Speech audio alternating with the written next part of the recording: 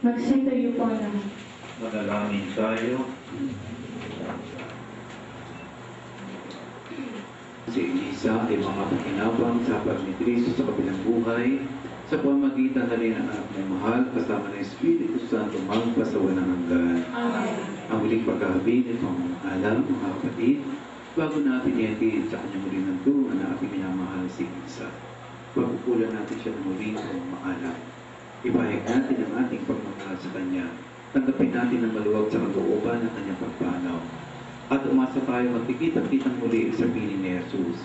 Doon ay wala ng dusa, kalungkutan ng kamatayan, kundi ang mamayani ay lubos na ligaya at buhay na walang hanggan. Ang tugon, ang iyong namin pumanaw sa piling ng pumahal. Ang iyong namin pumanaw sa piling ng pumahal. Mga anghel, mga banal na nasa kamilitan, nali kayo at samahan. Ang iyong namin pumanaw sa piling ng pumahal. Si Kristo ang mag-aakay sa kandungan ni Abraham upang doon ay huminday. Ang iyong namin pumanaw sa piling ng pumahal. Sa ilaw na walang hanggan, kapayapaan kailanman pagkamitiin ng may kapal.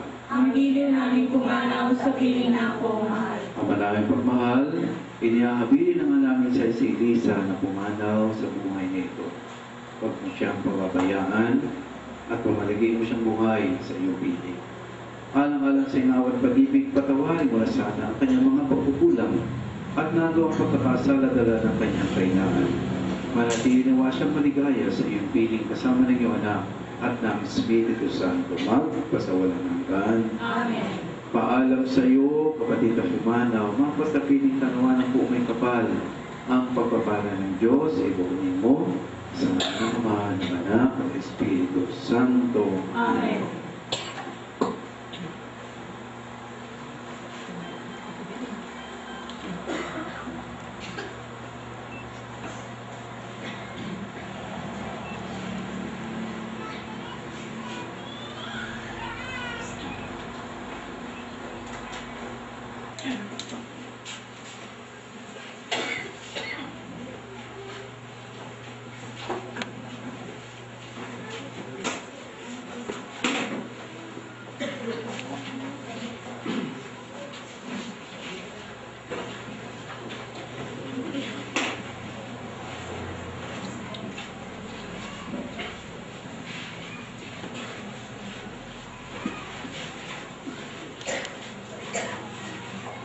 Oh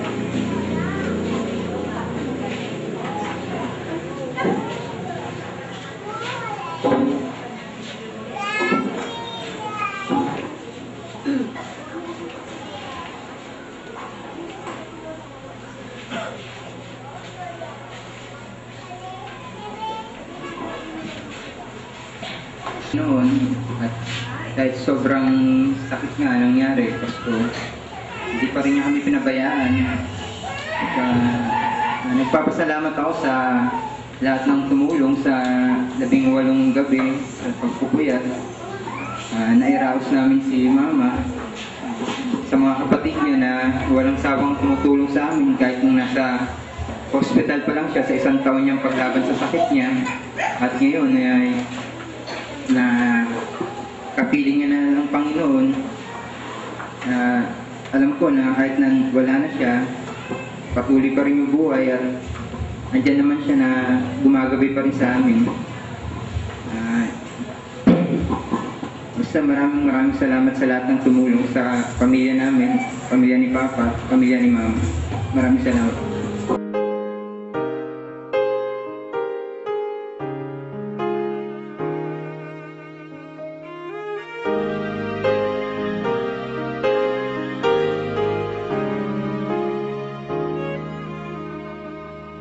Lately, I've been winning battles left and right. But even winners can get wounded in the fight. People say that I'm amazing, I'm strong beyond my years. But they don't see inside of me, I'm hiding all the tears. They don't know that I come running home when I fall down. They don't know who picks me up when no one is around. I drop my sword and cry for just a while. 'Cause deep inside this armor, the warrior is a child.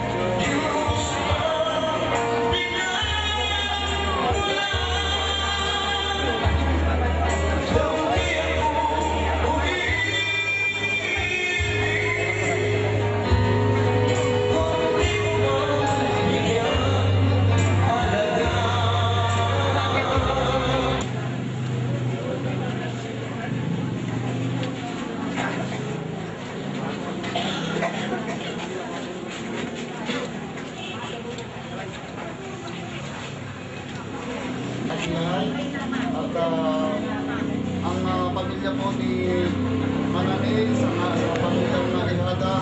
Ganon din po kay Kuya Lee, sa pamilyang Balaba, ay nagpapabot po na isang magandang umaga po sa inyong lahat. At nagpapasalamat po sa lahat ng inyong mga nagtulong sa inyong pagkikilamay hanggang sa ngayon may hatid sa huling hangtuan si Mananil. Kung pari po, sana ay samahan po natin ang dalawang po ng Mananil na ipagkasal na sa mararating siya sa kanyang parurungunan. Sa ngalan ng Panginoon, sana po ay may panalangin natin siya sa kanya pagdating sa hanggang sa parurungunan sa ating Panginoon Isos. Pag-ibig sa iyo, sana ay magbabayan mo rin kami ngayon dito para sa kanon ay may kakabot,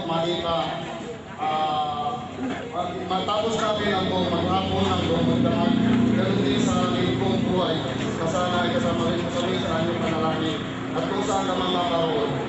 Sa ating pong lahat, lubos po kami nagpapasalamat sa lahat po na inyong mga tulong ay kinamay sa Kanya. At ang buong pamilya po ng Balaba, Ihada, Ipinyo po ay nakikisa sa inyo rin at nagpapasalamat po. At kami po ay nakikiusap po sa inyo na kung pwede po ay bumalik po tayo doon sa kanilang bahay sa Santo Rosario para magkaroon ng bawin sa Rosalo. At sana po ay patawarin din po natin sana si Mananil sa kanyang mga sala, ganoon din po sa kanyang mga kapatid, mga kamag-anak. Mananil, panalangin namin sa iyo na sana sumalangin tawa ng alruwa. Muli po, nagpapasalamat ang buong pamilya sa inyo pong lahat.